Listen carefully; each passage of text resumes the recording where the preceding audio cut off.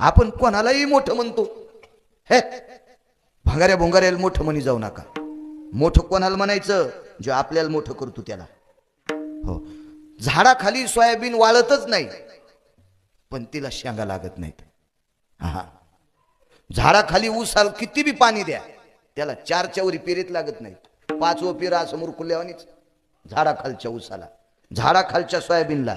झाडाखालचा कापूस वाळत नाही पण बोंड धरीतच नाही. तसे मोठाले झाड बारकाल्याला मोठं होऊच देत नाही.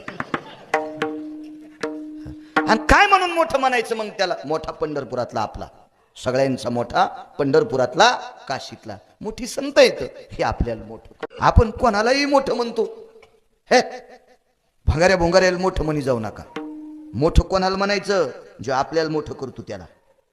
हो, झाडाखाली सोयाबीन वाळतच नाही पण तिला शेंगा लागत नाहीत.